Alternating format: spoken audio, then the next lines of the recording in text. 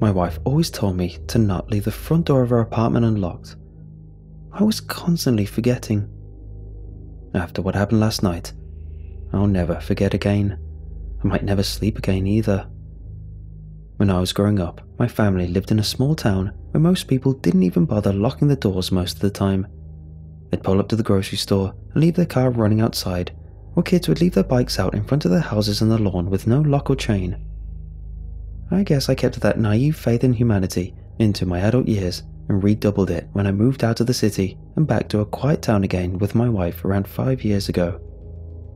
Recently, I left my car windows rolled down overnight and nobody stole anything from the Mazda out in the building's parking lot. I woke up the next morning to find the car untouched. It actually surprised me, but it also made me feel a little bit justified in my belief in people's general goodness. I'd had my car broken into before. I knew others who had as well, but not in the neighborhood where I lived. That sort of thing didn't happen in my neck of the woods, not anymore. The place where I live now is that rare sort of small town where bad things don't usually happen.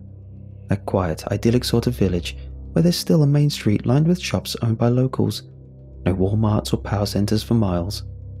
The occasional arson, mugging or burglary might rarely occur. Once in a blue moon, you'd hear about something bad that happened nearby. But those awful things could happen anywhere. You just never think it will happen to you, until it does. My wife was more pragmatic though. She listened to a lot of true crime podcasts. "You did it again," she yelled at me last week, after I had left the door unlocked for a few hours and she noticed. "Someone's going to come in here and murder us one of these days." That was our running joke.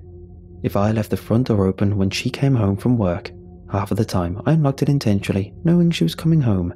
She would come in the door and yell out jokingly, "I'm gonna murder you," in a playful attempt to scare me. It never worked, except maybe that one time. But she was also serious about it sometimes. When I left the door unlocked overnight once, she got really upset about it and told me never to do that again. Who knew what sort of maniac could have come in, she said.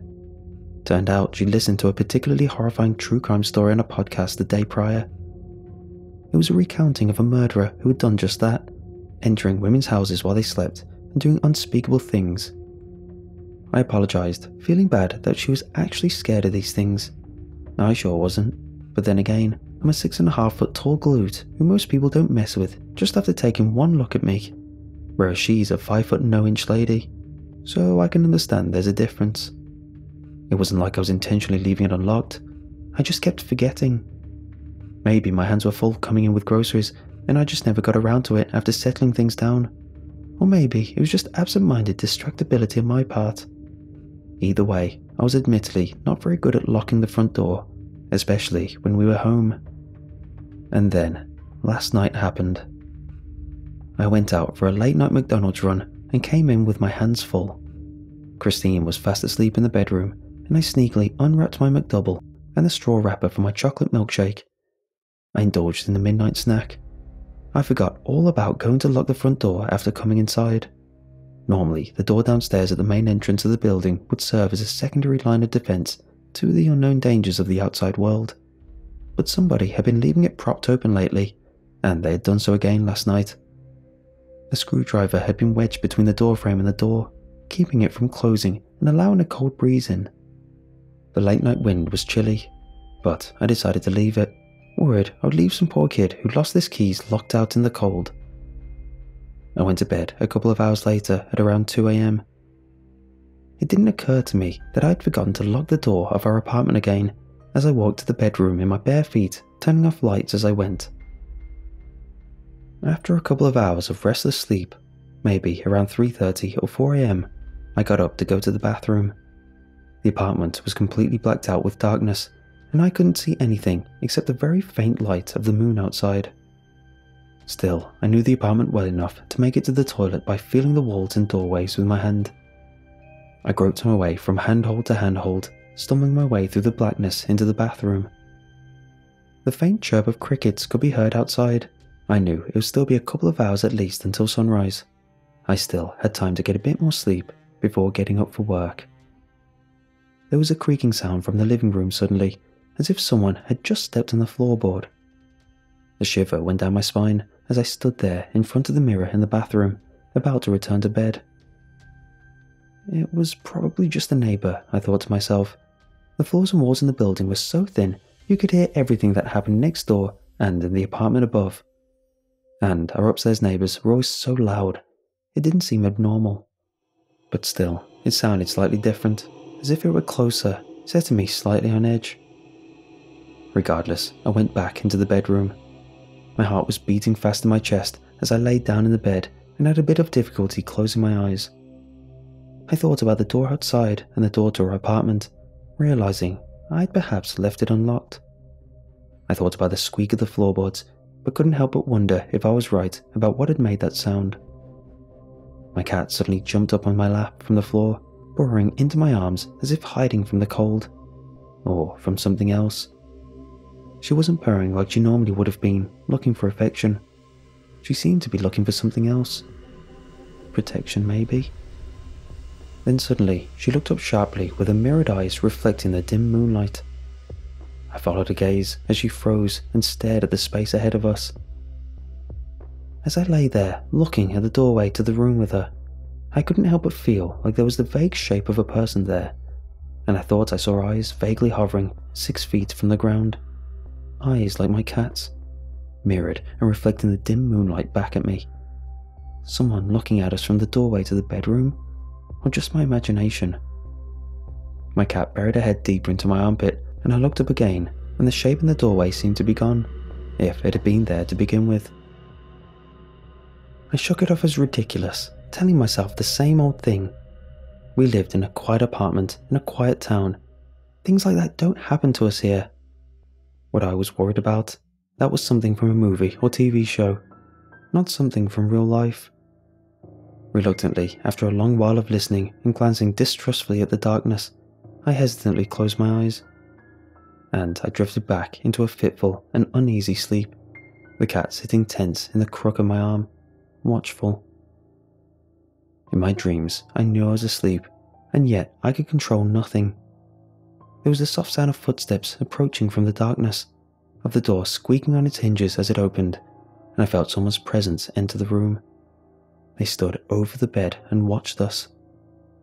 I was laying in bed with my arms limp at my sides. My wife was sleeping next to me, and I could feel the dark presence standing over us, watching us, breathing heavily. The man, which wasn't a man or a shadow, but something else perhaps in between, stood staring at me from the darkness. It stood over me and murmured something incomprehensible, an incantation or a prayer perhaps. It refused to leave, its face boring into mine with its rotten breath reeking like spoiled meat. I thought it would never leave, when suddenly it was moving on and inspecting my wife instead, probing her with its glassy reflective eyes. I was paralyzed with fear and tried to move my arm to wake her, but was unable. Everything I did felt like it was in quicksand, my movements heavy and clumsy, weighted with impossible forces holding me down. I tried to scream, but found my vocal cords were likewise frozen, the same as the rest of me. The shadowy creature stood, hovering over my wife for a few long moments, appraising her, then left the bedroom with an unsatisfied air. I woke up the next morning to the sound of a scream. My wife couldn't speak to me when I asked her what was wrong. She was clutching her arms tightly around herself, trembling, and just pointed at the front door with a shaking hand. It was unlocked, and there was blood all over the doorknob. Not only that, but it was in our kitchen, I noticed as well. Boot prints covered in red were running all through the apartment where he'd been. Not only that, but there was a note on our coffee table. The police have it now, but I'll try to sum up its contents for you here. Thank you for letting me into your home last night. Really helped myself to the contents of your fridge. The leftover roast was excellent, rare, just the way I like it. However, you and your wife were not quite to my taste. I prefer blondes and redheads, brunettes in a pinch. But the two of you have such dark hair. It is so unfortunate. Did you see me there last night, looking at you from the doorway of your bedroom? I thought I caught you staring perhaps, as I watched with my night vision goggles. Sometimes they catch the light of the moon just so, and people see a reflection, like a large cat is watching them from the shadows. But I'm so careful now. I don't think you saw me. If you did, you wouldn't have gone back to sleep. Did you feel me standing over you, watching you while you dreamt? Did you feel me in your dreams as I debated slicing pieces from you? I almost did, you know, but decided against it. If not for the leftover prime rib, I might have, but I was no longer all that hungry. Still, I feel a craving for something else. I'll see what other doorknobs twist and turn in this building. Wish me luck. Jaguar. P.S. You both look so peaceful while you're sleeping. After reading that, I panicked immediately. There were photos of us tucked beneath the letter, pictures he had taken of us while we were asleep, eyes closed and snoring. I found out a few hours later that 2 women in our building were dead, both blondes who lived on the 4th floor together. We'd seen them in the elevator, but I didn't know their names until finding out they were dead. 2 more victims of unlocked doors. Victims of the Jaguar. The police are out searching for him. Who knows if they'll ever find him though. I hope they do. He took a set of our house keys with him. And I can't help but wonder if maybe one day he's coming back.